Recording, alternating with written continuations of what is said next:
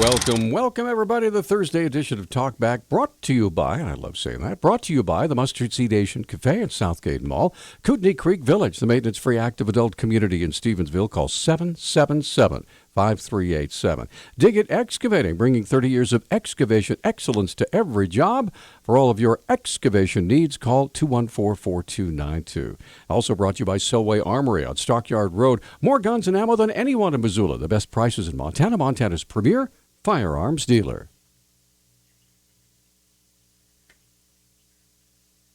All right, welcome everybody. Here we are. That's John King. Good morning, John. Hey, good morning, Peter. How are you doing? I'm doing fine, and we have Charlie Beaton here joining us this morning, and I'm surprised you didn't bring a big cooler with you today. You know, it crossed my mind. I apologize. It's a little early to start making the ice cream at, Well, we're making it, actually. Yeah. Amy, our ice cream maker's been in there since 5:30 this morning making ice cream. So really, you have no excuse. But I haven't, you know what? I haven't been into the shop this morning. I came straight here. So. We'll be happy with leftovers, man, honestly. Maybe we can bring the truck over a little later. All right. Of course, we're talking Big Dipper ice cream here. That's what this is all about. So now, one of the things, our good friend Martin Kidston recently did a story about you're expanding your enterprise a little bit. Yeah. So tell us a little bit about what's going on in the national parks. Sure. Well, last fall I got approached by the folks at the national parks and Cisco, the food distributor that's, you'll see them driving around. Oh, they're huge. Yeah. And they said, hey, the parks are interested in having Big Dipper. And they showed me some numbers, and I was like, no way. Yeah, there's like that. I can't do that, And then I started thinking about it, and I said, well, maybe there's a way to make it happen. Our facility, just if you've driven by a Big Dipper, it's not that big, and we do a lot of ice cream out of there. But what we're able to do is work with Medigold, who supplies our dairy products, and they're gonna. So what I did was I launched another brand called Big Dipper Select, which is a 12% butterfat ice cream, which is a few percent less than what we do at Big Dipper. What do you normally do, like 15? It's 15, yeah. And more of a super premium ice cream. And so we're able to work with Medigold to produce, they're going to help produce some of the ice cream, actually a lot of the ice cream. We're going to do some of it here too. And so they have a facility, and actually it's in Utah. It's one of the only large ice cream making facilities in the West. So what was the point of the 12% drop? Is that just price. To make it price worthy? Yeah, because just to get the right price. But however, it's kind of interesting. Glacier's we are in Missoula going to make all the ice cream, it sounds like now, for Glacier. So cool. Yeah, and that'll be the regular Big Dipper, but the Big Dipper Select is a lot of that's all going to be. So you realize, of course, you're going to be stealing patrons from Yellowstone to go up to Glacier just to get the good ice cream. Yeah, it's still great though. I have to say it's not that noticeably Glacier, different. 3% better than Yellowstone National Park. Oh man, I don't want to get that out there now. I can see it now. Show me the billboard. Yeah, it's a first year thing. We're trying to get it all worked out and figured out. It's so new to us, and it's just an opportunity. So I have to ask, what flavors do you pick? I mean, you got an interesting situation because everybody's got chocolate, vanilla, or swirl, maybe orange if they're crazy. Yeah, you know what? They get pretty basic flavors. They weren't, they weren't interested in mango habanero or anything too crazy.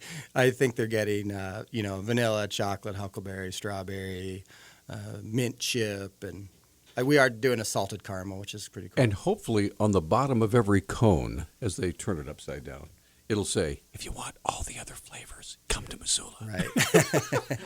Yeah, and I'm not certain what kind of branding we'll be able to do in the parks because they don't allow certain advertising in the parks. So it's, like I said, it's a first year thing, but it's a new opportunity, and I've been in this for 21 years now, so it's fun to have new challenges. Yeah. Now, the last time you were on the show, we were talking about just a little missionary trips you were taking out to Billings and Bozeman, right? Or Helena. Yeah. Well, we have a franchise over in Helena, and we also have a store in Billings, which is going great. And so we're also looking at Bozeman right now, and my manager Bridget is considering opening something up over there. So we're exploring that, and then that's it. That's it. Well, I bet you a year ago you would have said that's it. There's no way we'd ever do Glacier or Yellowstone. Yeah. So why is this it? Why call it quits? I mean, why not be ice cream titan of the world? Maybe because you only want to work so much, you know. You want to be able to spend as much time as you can with your family and things, and I don't want it to be too overwhelming. Right now, it's not overwhelming, but there's just a lot of pieces to the puzzle. Do me a favor, and for those who maybe have just moved to Missoula and don't really understand the phenomenon that is Big Dipper ice cream, could you just kind of take us a little bit, just give us a high points of the history of your business and Sure. and how almost every magazine and publication in the world is saying, God, Big Dipper's it. Yeah, I don't know why that is exactly, but it really started with a good friend of mine, Tim O'Leary. We were great. We went to church and school together as little kids, and our parents knew each other. And he had moved away for college, and I was here in Missoula, and this was in about 94, I guess, 93, 94, and he came back to town with his wife, who I also went to school with. We're having a beer at the old Iron Horse, and he said, hey, I'm going to come up here and start a brewery. And I was like, well, I'm thinking about starting an ice cream business. And so we talked about it, and ultimately we found the spot, which is the Kettle House on Myrtle, and we renovated that for about 6 or 7 months. It was an old pottery place. It was just filthy. I have the photos from it. It's crazy. And it was just all dirt. Yeah. And we renovated that, and that became... Originally, it was Kettle House U Brew, and then it became just the Kettle House Brewery. And I had a little spot in there, so I was manufacturing ice cream. And I'd learned to make ice cream at Goldsmiths when I went to college, so I was the ice cream maker there for a couple of years. That used to be down on the river. Right. And so I was just selling it wholesale to places like the Good Food Store and Butterfly Herbs and places like that. And about a year later, I got the opportunity to move into the spot. That's where we're at right now. Now, what was there before? That was, originally it was a gas station. It was a yogurt stand in the 70s. Right. It was a Euro place. And it was a sandwich shop. And then lastly, it was creative catering. And then it became Big Dipper. Right. A few years later, I was able to buy that. And I also had a partner, Dale Bickle, at the time, who's the CAO of City of Missoula right now. Right, yeah. So we're great I wonder friends. why he was such a sweet guy. Right, yeah, he is. He's a great guy, and he's still a big help to me. And, Sure. So, along with my wife Barbie, we started the store, and it rolled along, and it just picked up steam. And Now, do you remember your first real celebrity visitor? I mean, because sometimes it takes like a Bono or a Paul McCartney or whatever. Oh my God, this is the best ice cream in the world. I think it was the first one I remember was when Hank Williams Jr. came. There you go. Yeah. Were you working at the time? Yeah, I was working. Yeah, I made a milkshake for him. Yeah, I thought that was pretty neat because I'd never seen him in Missoula. I'd heard he lived around here. Yeah. We had quite a few people though. We used to have Dana Carvey will come in. I've been to the ice cream stand. I don't know about you, Peter. No one gave any fanfare. They barely even know who I was. I was going to mention you guys next. Well, John, Peter, of course. We're under the radar, so to speak. Okay. And we have a lot of no-name people who come, too. Anyway, we're going to take a break. By the way, if you have a question or a comment, give us a call. Charlie's going to be with us for a few minutes. 721-1290. We'll be right back. I was going to play an ice cream song, but I don't know the lyrics, so never mind. Yeah, be careful. Okay. There's a few out there. Got to be really careful about some of those songs, because we don't. Anyway, so Charlie Beaton joining us here this morning from Big Dipper Ice Cream. We're kind of going through a little bit of the history. You talked about Hank Williams Jr. Now you said Denise Richards. Yeah, I think she comes about every summer when she's at Paws Up or something like that. Okay. Big road trip to Missoula. We're going and have some ice cream. Yeah. So Awesome. every once in a while we'll get someone pretty famous popping in. Now, I had heard, and again, this may be an urban myth, I had heard that Paul McCartney and his band and some of his entourage came over to Big Dipper while they were here summer or so ago. Do you know? No, I don't think that's true. Okay, well, I had heard that. But what do I know? Sorry to debunk that. Let the legend live. I'd heard aliens had been. We talked about Sasquatch on Monday. Is there any chance that Sasquatch should go? I was curious a little bit about some of the strangest stories that you might have about Big Dipper. I mean, obviously you get famous people in, but I've been down there before. In fact, I was there on the weekend, this last weekend, I got hit up for money by like 4 guys. It's really awkward standing in line. They were just going down the line asking everyone for money.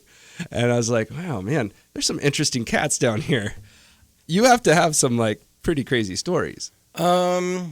We've had, trying to think. One interesting story, and I don't know if I told it last time. He's doing some editing right now. Yeah, I'm doing some editing. There's a few. Maybe I can't Expletive say, but, deleted. Yeah. We had someone that stopped over, like apparently it was a sheik flying on a private jet back to Saudi Arabia, stopped in Missoula, and they picked up 2 tubs of ice cream. Wow. And that seemed pretty. Well, like, remember they live in a desert. Of course, they want ice cream Right. because they probably can't do much with it back Exactly. home. So yeah. Well, did you tell them you would mail order a shipment or anything? You could build a pipeline to Saudi Arabia for your ice cream. Yeah, they could afford it. So. They surely. Yeah. I mean, they've got nothing better. I mean, they don't have a populace to support or anything. Yeah. Maybe they do. I don't know. So I was curious of all the flavors. We had. I'm trying to learn Chinese, and so I said, "Hey, we should go to the Big Dipper." He's like, "I've been there before." I was like, "Okay, cool. Well, what flavor do you like?" I always choose vanilla. And these people, I just don't understand the people that always choose vanilla. It's me. I know you said this too, right? Yeah. So when you pick a vanilla flavor, why do you like?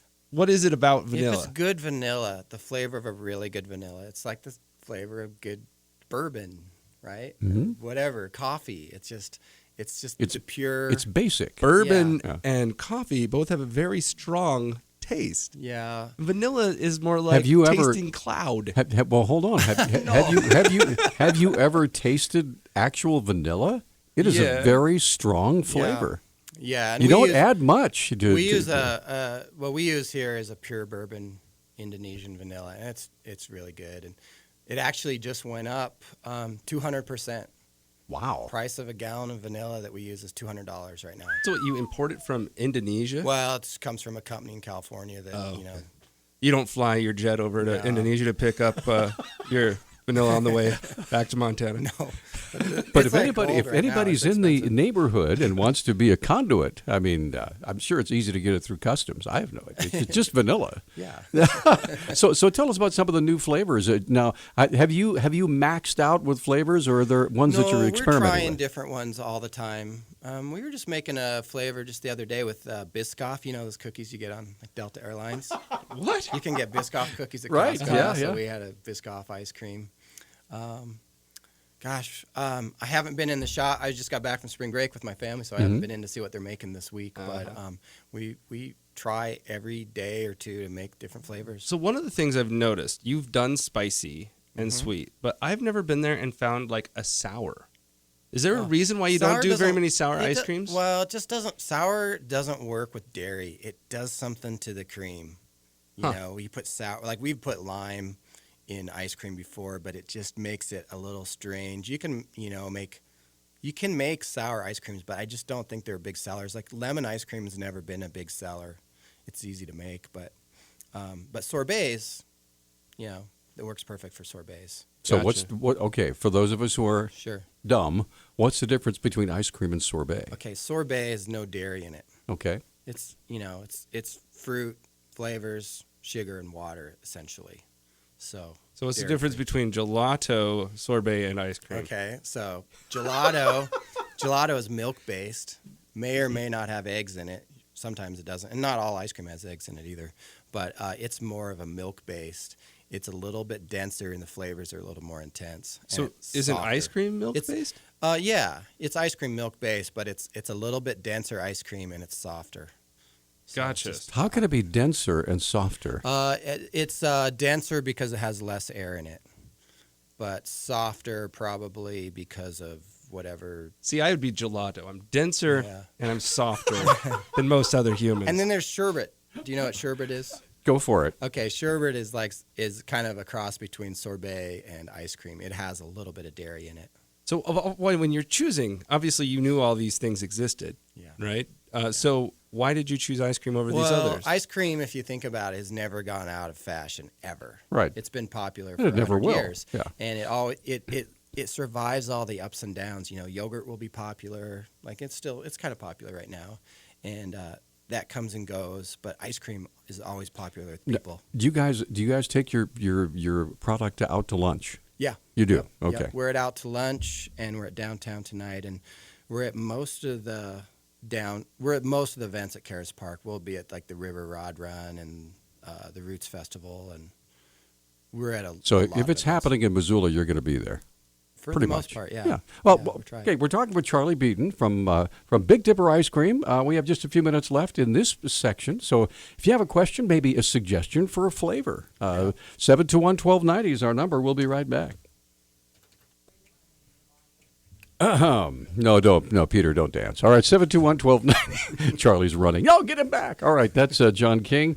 I'm Peter Christian. Charlie Beaton joining us. Of course, he's the guy, if you will, one of the founding members of Big Dipper Ice Cream, and we've been talking about stuff. So, what is the most purchased ice cream?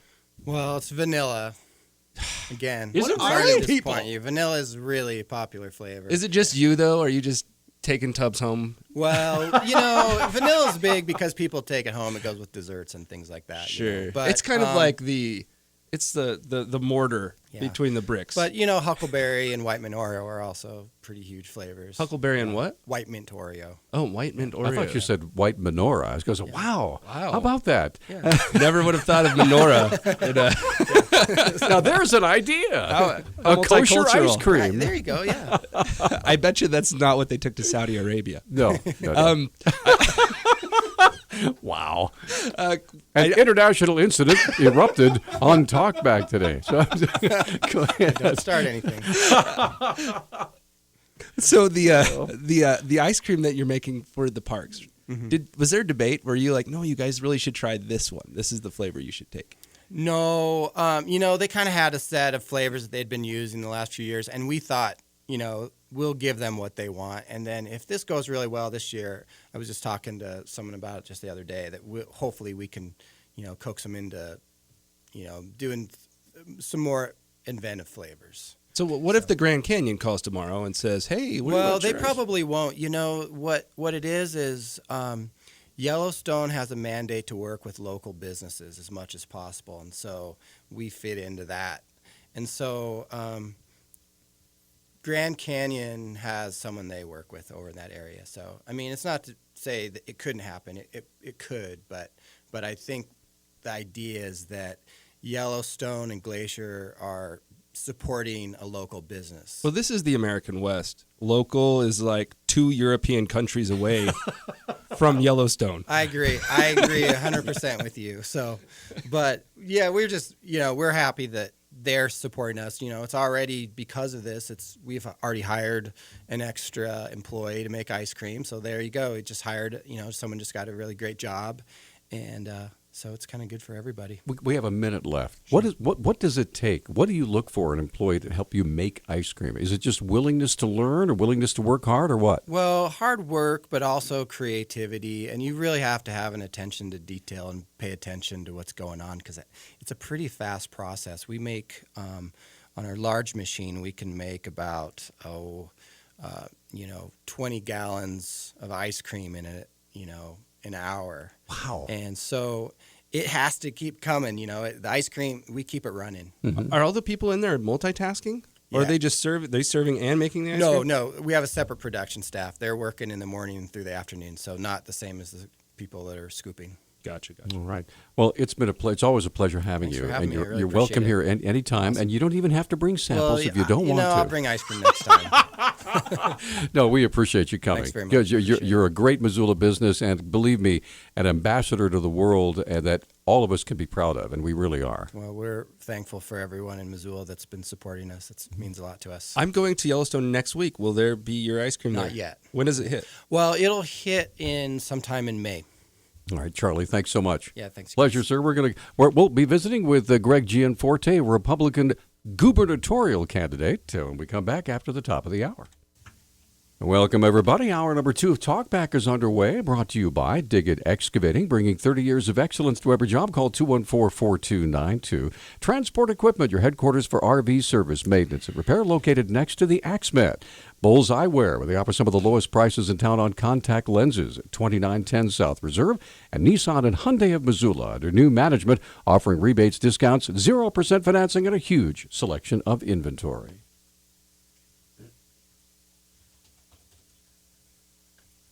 All right, here we are back, ladies and gentlemen. Hour number 2 of Talkback. John King is over there. I'm Peter Christian. Joining us in the studio, we go from ice cream to gubernatorial politics. We're nimble around here, but we didn't leave any ice cream for you, Greg. I'm sorry. Well, Peter, I'm hungry. We have gubernatorial candidate Greg Gianforte. It's a pleasure to meet you in person and to have you here in the show. Yeah, my pleasure, Peter. First thing we want to do is open the phones. If you have a question for Greg Gianforte, Republican candidate for governor, he'll be here for how long do we have? For the whole hour? I think we got him at least a half hour. If we can do the whole hour, well, awesome. He's saying the whole hour. If we can fill up the phone lines and get him rocking here, 721-1290. We'd love to hear from you if you have a question or comment. Well, I reached out to the governor's staff the other day. Actually, it was about a week or so ago when I first spoke with Aaron about this. And I asked him to give a response to your campaign. And this is what they said. They said, under Governor Bullock, unemployment is down, income growth is up, the budget is balanced. With our economy strong and growing stronger, it should lead Montana to wonder why Mr. Gianforte is running. So that's what they said. I'd like to get your response to the Bullock campaign. Well, John, again, thanks for having me here today. I just got done doing a road trip, doing town halls all over the state. We drove from Ekalaka to Eureka, and we did over 60 town hall meetings just in the last few weeks. And one of the things was clear to me is that people clearly are looking for new leadership. I know there's a sunshine pump up in Helena. They say everything's great.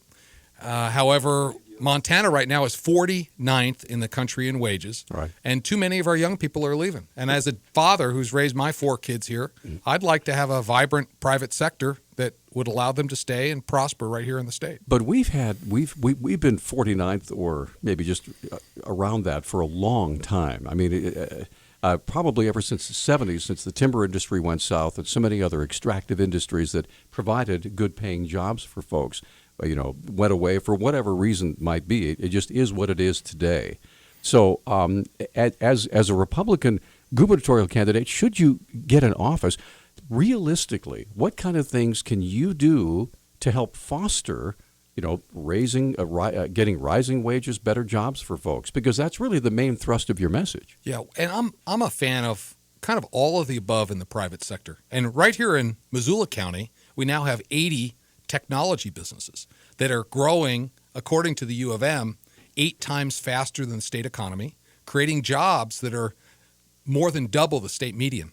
I think that's something we ought to be encouraging. The problem is we've got to do more in our education system to get our young people prepared for the jobs of the future. That's why we started a program called Code Montana that put computer science in all the high schools and middle schools, made it available to them. It now lives at Montana Tech. I also think, talking to manufacturers, construction people, they can't find people with skilled labor. And I think we need to do more to help people with trade skills, because you don't need a 4-year degree to earn a decent living to support a family. So far, a lot of the best things that you've done have been outside of the ruling class. You haven't been governor, you haven't been a mayor or a representative, and yet you've been able to do Code Montana. You've been able to do the private school. Sorry, I can't remember the name of the ACE scholarship and a number of other things. What would you do in the role of governor that you haven't been able to do from the outside? So that's a really good question, John. I mean, I think we have to start with a recognition that jobs and opportunity are only created in the private sector. There's no government program or handout that's going to create a job for someone. We have a role in education, but as I've talked to business people all over the state, and I've literally done, I think, over 1,000 meetings here in the last year, small business people tell me the same thing. They're dying a death of 1,000 cuts. And every time we add a regulation, every time we add a new tax, every time the cost of health care goes up, it's like another brick in the backpack of a small business owner who's trying to scrape by, make a living, and hopefully hire employees so there's opportunities for others. So we've got to peel back this regulatory burden we have. We've got to look to lower taxes. We have a massive amount of overpaid taxes up in Helena right now. I think we ought to put it back in people's pockets. I think they'll figure out what to do with it.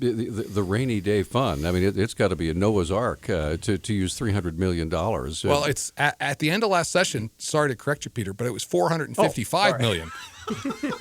Well, let's get to the phone because their lines. You're already a rock star. The lines are already full. So let's get Marilyn on the line first. Marilyn, you're on with Greg Gianforte. Go ahead. Good morning, and I like everything that you've said so far.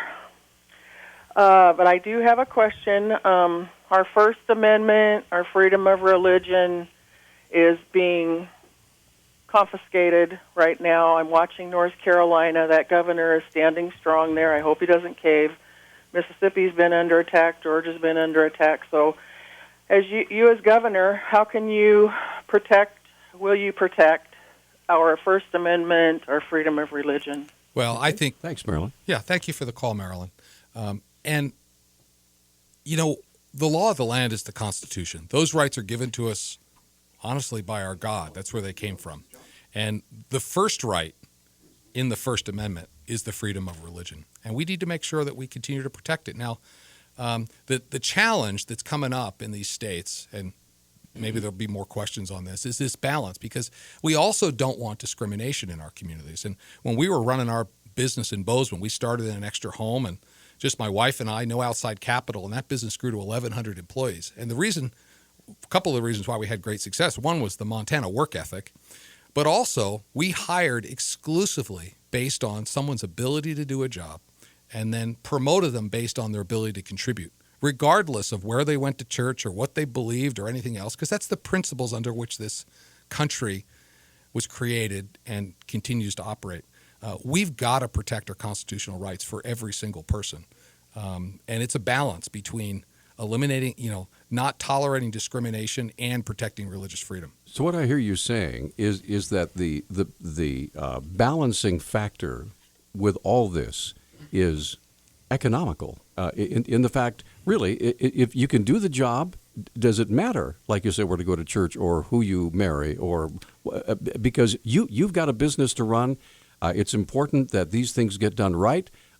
You honor your employee for the abilities that they have and let them live their own lives. Yeah, and I think it's more than economic. I mean, I think our First Amendment clearly guarantees every citizen the right to believe whatever they want, as long as it doesn't negatively impact somebody else. And I believe that's true. One of the things that I've noticed, maybe we'll get a response after the break here. Looks like we're running out of time. Yeah. But every single leading argument against your campaign that I've heard, both from that meeting, I listened to the tape a while ago. Right. And even online, I get subscribe. I subscribe to everybody's mail, so I get a big inbox full of junk. But most of the case against you basically is that you would ostracize the LGBT community if you became governor. I'd like you to respond to that when we get back. We'll be right back. All three lines are full. We have Jeff, JR, and Bruce. And if we can't get through on the phones, which may happen, you can make your comment on our Facebook page. We'll make sure that Mr. Gianforte gets a chance to hear. We'll be right back. Okay, we are back. Republican gubernatorial candidate Greg Gianforte joining us here in the studio. Go ahead, John. Yeah, as I teased before the break, when it comes to we're media, right? Peter and I, we talk to people every day. Now, we actually do the talk in front of you. A lot of people do the reporting behind the closed doors, and then they come up with some script, and that's what you get to see. But behind the closed doors, as a media guy, I get sent stuff every day. People want me to do this story or that story. Maybe they'll send me a picture and audio, cover this, cover that, and I have to choose what's the important thing to deal with that morning, or what can I deal with because of time constraints. But to give you an idea, the Democrats, Jason Pitt, who runs their campaign basically for Mr. Bullock, at least when it comes to the press side, he sent me 3 emails just yesterday, and all of them had to deal with this issue of Gianforte being dangerous when it came to the way that he would impact the LGBT community in Montana. And so I kind of wanted to get you to respond to those charges. Well, it's interesting because I've done 150 town hall meetings all over the state, every corner, Ekalaka, Eureka, from Plentywood all the way down to Dillon, right? So all over the state. And this issue just doesn't come up. The only time it comes up is from the opponents who are trying to protect their privileged position in Helena, and from media, yourselves included. So my point is, what Montanans are interested in is how do we get ourselves out of nearly dead last in wages so our kids don't continue to be our most precious export. Now, I will say that I believe it's an attempt at, and I've witnessed this before. We have a message that's focused on the opportunity and the potential of Montana, because I think with our work ethic and our rich natural resources, which I believe can responsibly be developed and create livelihoods here and improve our economy, that this is very threatening to these government insiders who have never worked anywhere else but in Helena. And they're clinging with clenched hands to this power base, and they are not encumbered by the truth. I mean, the reality is, I'll say very clearly, discrimination is wrong. I've said this over and over again in the media. We should, in fact, I've said, the governor signed this non-discrimination ordinance for the state recently. And I disagree with the way he did it, because he did it in the dark of night over a Christmas break without consultation with the legislature. I think that was a mistake. But I did say clearly that I agree with the sentiment of it, that sexual identity should have no bearing on how we hire at the state level.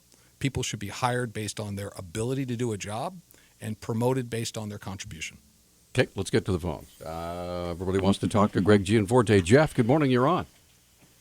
Yeah, my question has to do with refugees from the Middle East.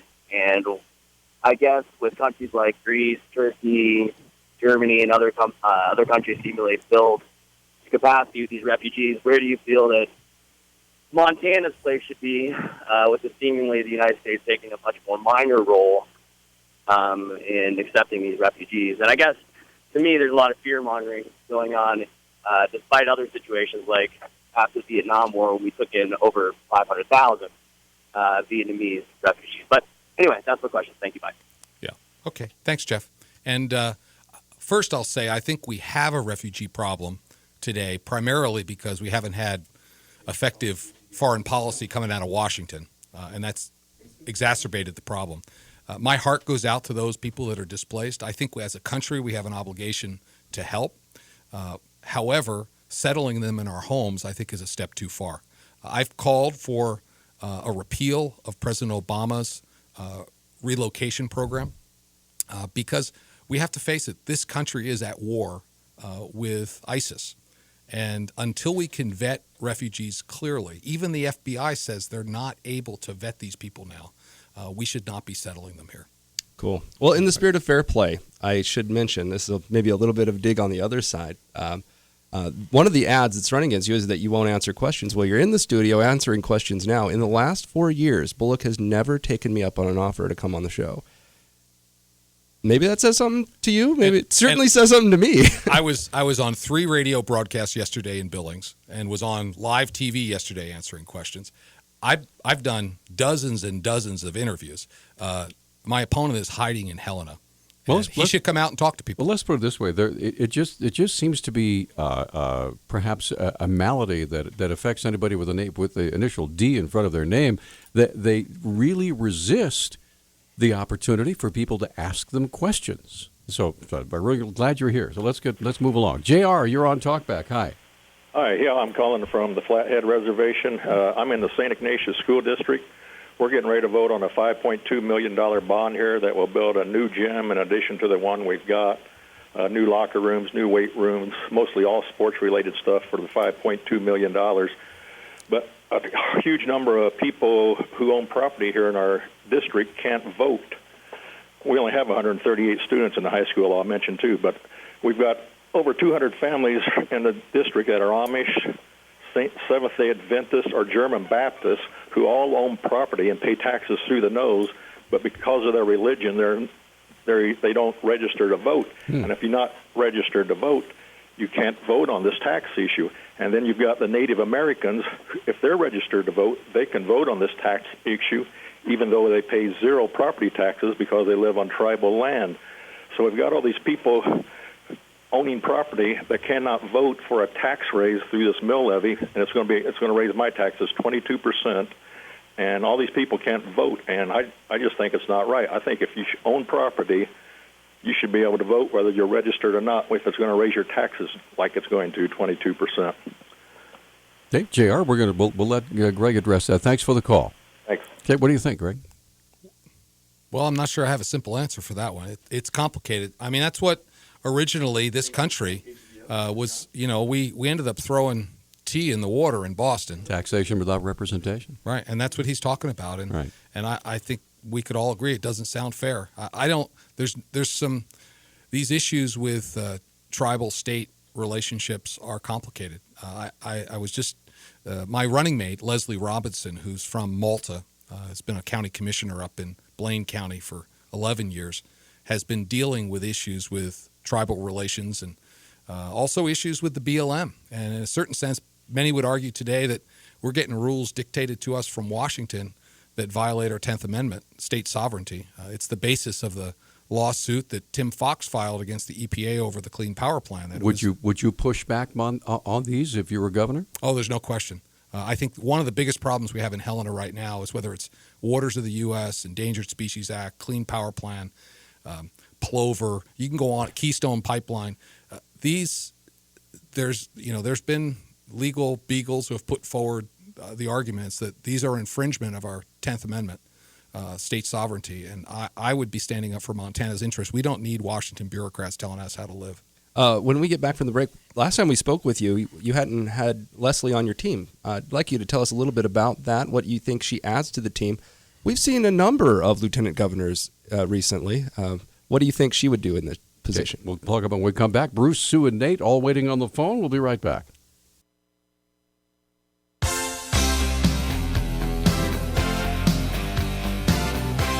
All right, we're back on Talkback. Greg Gianforte, a Republican gubernatorial candidate, joining us here in the studio. John King is there. I'm Peter Christian. Now, we just asked about Leslie Robinson, your running mate, Phillips County Commissioner, right? Correct. That's okay. right. Yep. All right. So, yeah, let me just introduce her to everybody. I was thrilled that she joined the ticket. She's running with me as lieutenant governor. She's a fourth-generation Montanan, one of the youngest women ever selected to the Montana Stock Growers Board over 20 years ago. She and her husband ranch near Zortman up in Phillips County. Her hometown is Malta, and she's been a county commissioner there for 11 years, dealing with land use issues. Certainly a strong advocate for agriculture in the state of Montana and also rural Montana. She's been selected to the state Montana Association of Counties leadership group, and then just recently was elected to the national Association of Counties, representing all of her peers in the northwestern states. So the thing I'm thrilled about having Leslie on the ticket is that for a long time, rural Montana and agriculture have not had a voice at the table in Helena, and she will bring that. There's a lot of issues. I think we need more collaboration between the counties and the state, which hasn't happened. And we've kind of said Leslie's the farm team, and I bring a little tech support to the ticket. So we complement each other well. Let's get back to the phone. Sue, thanks for holding. You're on with Greg Gianforte. Go ahead. Good morning. I just wanted to know what Mr. Gianforte felt about the Early Edge Preschool for All program. Yeah. So thanks, Sue. Well, Thanks, Sue. First, let me say I don't think anything's more important than how we educate our kids. And whenever I approach a big issue, I always try and figure out what the principle is. And in education, I think the principle we ought to follow in all the decisions we make is how do we help every child reach their full potential? That's got to be it. I personally served on a bunch of boards related to K through 12 education. The school I'm chairman of has a preschool, so I think there's real benefit there in doing that. I would like to find ways to help lower income families have access to existing preschool programs rather than start a brand new program in the state that's government run. I think we have a vibrant preschool program. There's options there, but it's just not accessible to people that don't have the means. I think any funds we would commit to that, we've got to look at all of the various things that we could spend money on in education and make sure that we're picking the lowest hanging fruit in terms of helping every child reach their full potential. There are other things. I've been advocating for computer science in the high schools. I've been advocating for more trades education. I think this is a collaborative effort working with the educational leaders in the state, and I don't have all the answers, but those are a few thoughts. So your idea would be more of a scholarship program or a grant program for families that were low income? I think that, again, the individuals that we find not succeeding as well in our current education system tend to predominantly be from lower income families. And we need to find a way, because people with means have other options. People that are trapped are those that don't have as much means. And I think that's where we have to start. Okay. What about Common Core? I think Common Core had a good intention originally. I am opposed to Common Core for two reasons. One is I think we need more local control in education, not more rules from Washington. That's the primary objection I have. But secondly, we've seen it getting hijacked by special interests. I was with a mom in Billings here recently, and she gave me an assignment her 6th grade girl brought home. And it's a math problem for a 6th grade student. And it said, President Obama wants to raise the minimum wage to $15 an hour. And you currently make $8.05, and you work 40 hours a week. If President Obama gives you a raise to $15 an hour, how much more money will you make each week? That's not being hijacked. No. Anyway. Okay, we're up against another break. We'll be right back. Nate, Candy, and Buck. Greg Gianforte will be taking your call when we come back. Oh, yeah. Welcome back to Talk Back, 721-1290. All our lines are full. We also have some Facebook comments. Go ahead, John. Yeah, Kitty says, what would be your stance on the MTANG now that Nevada will handle fire policies? Thank you, Harry Reid. We have the biggest training range, loss of the F-16s, F-15s, and now we have very old C-130s in the last 7 years. How would you stand up for our state against the federal government?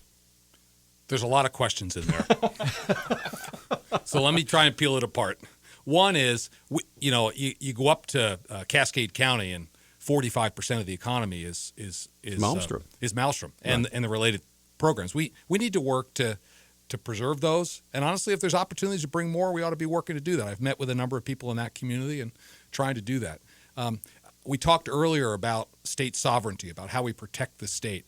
The reality is, I believe we can responsibly develop our natural resources and preserve the environment.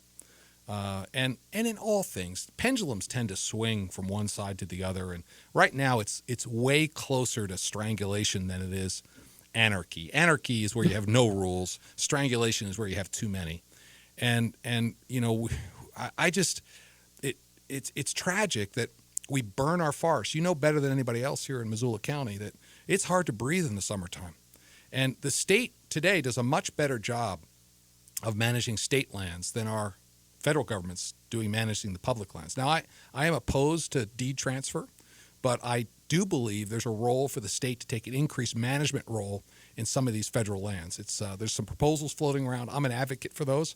And in areas where we are convinced that the federal government is overstepping their bounds, we ought to be pushing back hard. I've had the opportunity now to meet with about 20 sitting governors around the U.S., and, they all say the same thing. And I think there's power in unity. We ought to be collaborating with these other states to preserve our states' rights. Okay, let's get Nate on the line. Nate, thanks for holding. You're on with Greg Gianforte. Go ahead. Yes, hi, Greg. Thank you for taking my question. I would just like to know where you stand with the right to work and if you support unions and the right to collectively bargain for their members so they can bargain for fair wages and benefits.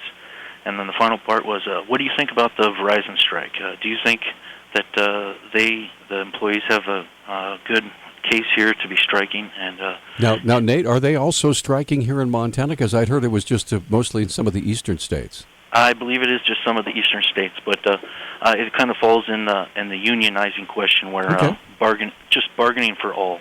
Okay. Sometimes it's hard to deal on people in a one-by-one case, and being able to collectively bargain, everyone kind of gets a fair shake and the same shake. Okay. And there used to be good unions in the private sector before all these retirement pension obligations drove a lot of these companies into the ground. But as a union supporter, I just would like to hear your thoughts, and thank you. Thanks for the call, Nate. So what do you think? Yeah, Nate, thanks for your call. And I am an advocate for all jobs, union and non-union. I would never take away a worker's right to collectively bargain. And in terms of, to answer your question specifically about right to work, Montana's one of only states in the region that does not have right to work legislation, although I will say very clearly that is not a priority for me. In fact, I've spent time with legislative leadership. I think it's a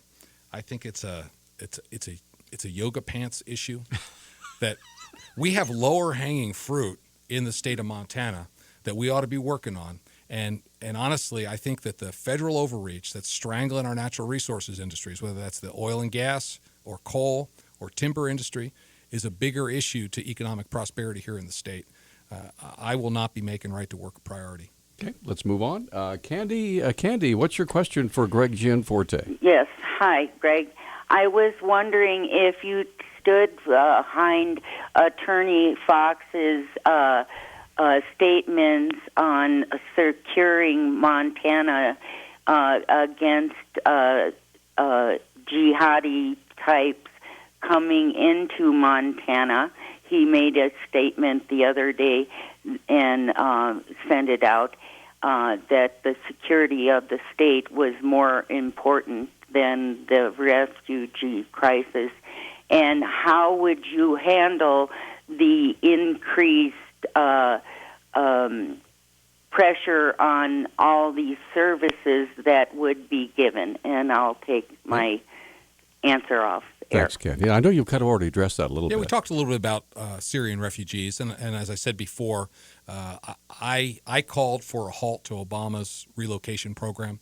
I think we have an obligation as a society to help people, but settling them in our homes is not included until we can fully vet them and make sure we're not presenting a security threat here in Montana. Okay, so Buck and Roy, you guys are up next when we come back. A quick timeout. We'll be right back with Greg Gianforte. All righty then. 721-1290 is our number, 1-800-568-5309. Greg Gianforte joining us for the whole hour. We sure appreciate it. Buck, thank you for holding. You're on with Greg. Hi. Well, yes, and thanks for the opportunity. I hope, Greg, you'll forgive me for beating a dead horse, but I found your answer a bit political and a little bit nebulous last time. And the question is, recently Kansas has come online, I think, is the fifth state to have concealed carry without a permit. Prior to that, the fourth state was where I came from, and our neighbor Wyoming to do the same. Gary Marbott's been instrumental, too, maybe 3 times of getting it through the legislature, but the Democrat governors have vetoed it. Would you explicitly, for this item, yes or no, would you sign a concealed carry without the permitting process where you have to get fingerprinted and on a list that can be published and, kiss the king's ring? Yeah, and I don't know why my prior answers could have been confusing at all. I mean, I'm a life member of the NRA, and I said very clearly that these 2 bills that the current governor vetoed, I would have signed. We had a broader question about what you would have done differently than Governor Bullock. You talked a lot earlier about this pendulum between anarchy and strangulation. Go ahead and tell us some policies where you feel the governor sided with strangulation that you would have done different. Well, part of it's a cultural issue because what we've had in many state agencies is appointment of more government insiders who live inside this bubble that exists around Helena. And to my point earlier about the governor just needing to get out more. He talks about all the prosperity and low unemployment and all these things, and go over to Deer Lodge and talk to the people who just got laid off, or Golden Sunlight, or out in eastern Montana where they haven't seen the governor in a long time. And it's a very different story. So one specific thing I would do differently, I've committed that when I'm elected governor, I will put people in charge of agencies who have actually walked in the shoes of the people they're trying to serve. I was just up at the Montanore mine. This Lincoln County in northwestern Montana, they have the highest unemployment in the state. There's a group up there that's been trying to permit a copper silver mine for 11 years. They've spent $116 million. And at our Department of Environmental Quality, maybe has become the new no. And I think that we ought to be able to, I don't think we should approve every permit. We ought to look and see if it negatively impacts the environment and balance that with the economic opportunity it might create. But I think we ought to be able to say yes or no a lot faster. At DNRC, I think we need a landowner in charge. Department of Labor, I think we need somebody in charge who's actually had an employee before so they can sympathize with the work. What about the Department of Revenue? How do you think they've been doing? Well, we just had a big smackdown at Department of Revenue over a court battle because they took the instructions of the legislature and thought they knew better. This is the same problem we're having in our courts. Now, by the way, this is pertaining to private school funding, right? Yeah, but it's a broader issue than that. It's agencies out of control. Now, I should be really clear. We have good state workers who want to do the right thing. I've been in Helena a lot. And those people, when I say, we need new leadership, I get cheers out of the audience. Because they want to do the right thing. I mean, Montanans are good people. We want to work hard. We want to use our skills to do a good job in serving others. But we have these government insiders running these agencies, and they're just out of touch with Main Street Montana. Now, is that something as governor that you would have the power to do? Is appoint these people and, if you will, unappoint these people? For the heads of the agencies. Right. One of the primary levers a governor has is the appointment of leadership. And in our business, we grew from an extra room in our home to 1,100 people, took it public, now the largest commercial employer in Bozeman. And that's one of the most important things I've done as a leader is you pick talent. And that's one of the primary levers I pull when I'm governor is let's put some people in charge who will remember that the purpose of government is to serve the people, not the other way around. And despite the in-depth conversation, you have a lot more ideas out there. Where can people find out more about your campaign? Oh, yeah. So I would welcome anybody to come to our website, greg4montana.com. That's all spelled out, F-O-R, not the number 4. greg4montana.com. Put your email in, and we'll keep you posted. Before you click that, I got a real tough question. Okay. All right. This is one I posed to Ryan Zinke. He's lived up to it. But all right. If you become governor, will you promise to come on Talk Back at least once every 3 months? Talk with us about what's going on in the state? I will. Thank you very much. We got it. We got it on record. Let's get Roy on the line. Roy, you're on with Greg Gianforte. Hi. Good morning. Good morning, Greg. I appreciate you coming on the show.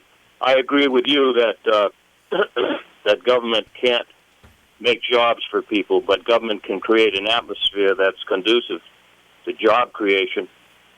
Getting back to the environmental issue, I've been in the extractive industries most of my life, timber and oil production. I've lived in Montana close to 50 years now. And what I'm concerned about is I went to the Capitol and got a book on environmental agencies and regulations. It's almost an inch thick. Now, the federal EPA, like a lot of agencies in the EPA, a lot of agencies in the federal government are what they call the administrative state. In other words, they're unaccountable to Congress. They make and pass their own rules and regulations and fines, unaccountable to Congress. And forgive me for rushing you, Roy, but what's your question? My question is, correct me if I'm wrong. Do we have an EPA here in Montana? And it seems obvious from what information I can get and from what you say that we're overregulated. So if some of these agencies, within the environmental agencies in Montana that aren't getting these permits out when they should, and that, are you willing to, the ones that are unnecessary and burdensome to the people and are really just a drain on the taxpayers, are you willing to work to abolish these agencies that are unnecessary and keep the ones that are necessary? That's the question I have. Thanks for the call, Roy. Go ahead. Good. So you're right. We have a department here at the state. It's called the Montana Department of Environmental Quality, MDEQ, and they do issue these permits. And they're subject to lawsuits and everything else. And I'm not prepared to abolish the agency, but I am prepared to put somebody new in charge who can process a permit in a reasonable period of time. We have a situation out in eastern Montana where the state actually took $86 million from Arch Coal for the rights to dig coal on state ground. And then DEQ never gave them a permit to dig the coal out of the ground. They're now in bankruptcy. They just shut down their Billings office. That mine would have created 4,400 jobs and $100 million a year in revenue to the state that could have paid for schools and water and sewer and these sorts of things. And it's really because of a lack of leadership at DEQ. I've committed when I'm governor, I'll sit down with the leadership at DEQ monthly and review the top 10 permits that are in process and make sure we're making monthly progress and progressing them through the process. Not to say yes to all of them, but to make sure that they move efficiently through the process. At least they'll get a fair hearing. Correct. All right. Further answer to that, is there an EPA in Montana? Yeah, there's an EPA that lords over Montana, but they run it Region 8 out of Denver, I believe. So, no, there's not like a...